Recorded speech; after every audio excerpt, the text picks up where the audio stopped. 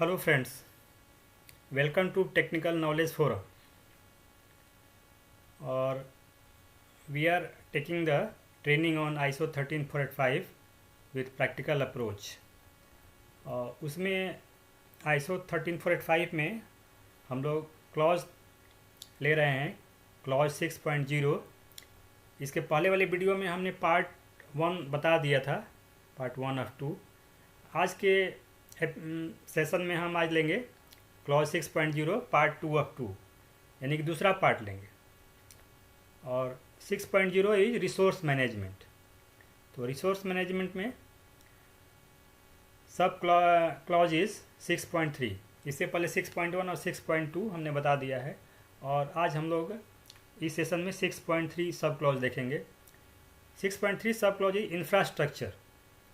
तो सबसे पहले इंफ्रास्ट्रक्चर में हमें प्रोसीजर या SOP for requirement of infrastructure, यानी मेडिकल डिवाइस के लिए इंफ्रास्ट्रक्चर की क्या रिक्वायरमेंट है उसका एक एसओपी या प्रोसीजर होना चाहिए. एंड इंफ्रास्ट्रक्चर में विच इंक्लूड बिल्डिंग, इंफ्रास्ट्रक्चर में बिल्डिंग इंक्लूड होगा, work space and associated utilities. Then process equipment, यानी काम करने के लिए equipments, both hardware and software, supporting devices like transport, communication or information system. Then SOP of area qualification, area qualification का SOP होना चाहिए. Then area for production and storage should have a smooth walls. production area का walls या floor smooth होना चाहिए, यानी कि जिससे डस्ट ना वहाँ डिपोजिट हो, डस्ट रिटेनिंग नहीं होना चाहिए. एंड कंसील्ड वायरिंग, और जो इलेक्ट्रिकल वायरिंग है वो कंसील्ड होना चाहिए, यानी कि दीवार के अंदर होना चाहिए. Proper seating arrangement to work, proper entry and exit facility, separate ladies and gents toilets and change room, cross over bench, hand wash and its drying facility, locker to keep personal things in change area, canteen and restroom. Then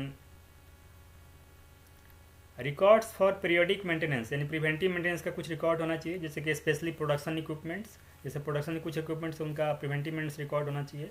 control of work environment, जैसे जो work environment को जो control करता है like AC या dehumidifier, उसका भी preventive maintenance का रिकॉर्ड होना चाहिए. Monitoring and measuring equipments like QC equipments, QC में कुछ इक्विपमेंट्स होते हैं जो मॉनिटरिंग और मेजरिंग के लिए काम आते हैं, उसका भी पीरियोडिक प्रिवेंटिव मेंटेनेंस रिकॉर्ड होना चाहिए.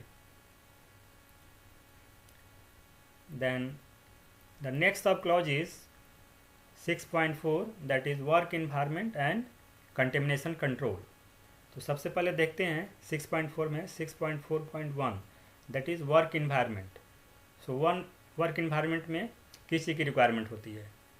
सो सबसे पहले document the requirement of work environment to achieve the conformity of product, यानी प्रोडक्ट की कन्फर्मिटी को अचीव करने के लिए जो वर्क इन्वायरमेंट रिक्वायर्ड होती है उसको एसओपी में फॉर्मलाइज करना होता है, यानी एसओपी उसका एक बनाना होता है.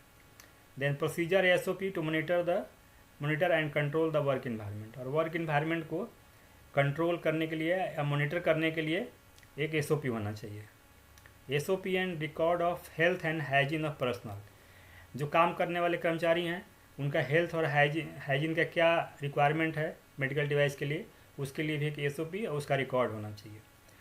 SOP and record of cleaning of premises का इंटरनल एंड एक्सटर्नल प्रेमाइसेस का क्लीनिंग का SOP और उसका रिकॉर्ड होना चाहिए. SOP and record of pest control, paste controlling के लिए एसओपी और पेस्ट कंट्रोल का रिकॉर्ड होना चाहिए.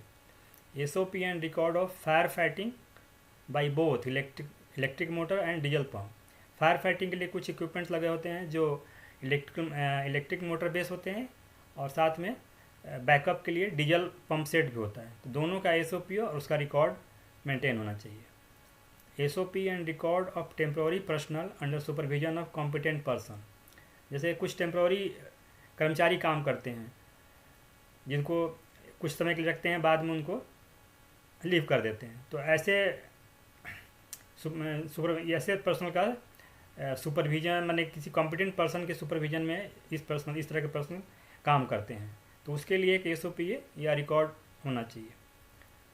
Then record of portable water, यानी पीने के लिए पानी का टेस्टिंग रिकॉर्ड होना चाहिए कि वो पोर्टेबल वाटर पीने लायक है कि नहीं, यानी that is fit for drinking और नॉट।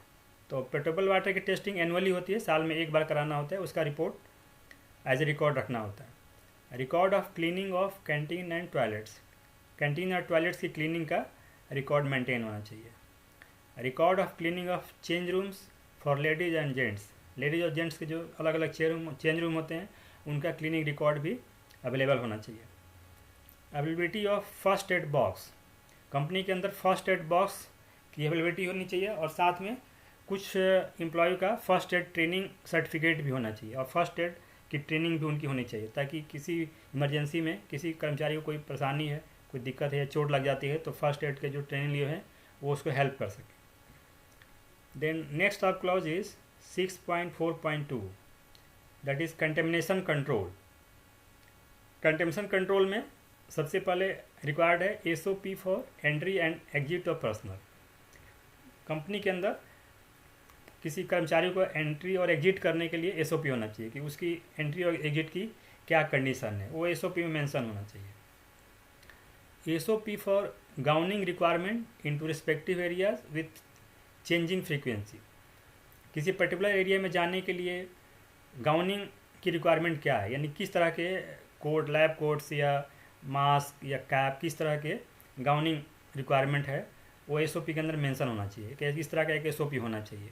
और वो गाउनिंग जो है, गाउनिंग की चेंजिंग फ्रीक्वेंसी क्या है, सप्ताह में 2 बार चेंज करना है या सप्ताह में 1 बार चेंज करना है, उसका भी कहीं ना कहीं जी SOP के अंदर होना चाहिए। Then next documentation is record of cloth apparel cleaning, यानी जो क्लॉथ या अप्रैल जो धुलने के लिए जाता है, सफाई के लिए जाता है या सफाई होती है, उसका भी रिकॉर्ड मेंटेन होना चाहिए कि वो कब कब साफ़ होता है। रिकॉर्ड ऑफ फ्लोर या अदर यूटिलिटी क्लीनिंग, यानी फ्लोर की क्लीनिंग या अदर कोई यूटिलिटी की या इंस्ट्रूमेंट की क्लीनिंग के लिए भी क्लीनिंग का भी रिकॉर्ड मेंटेन होना चाहिए।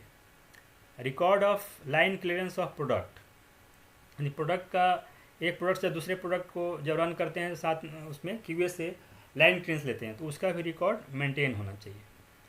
तो इस तरह से आज सेकेंड सेशन में ISO 13485 का क्लॉज 6 कंप्लीट हुआ।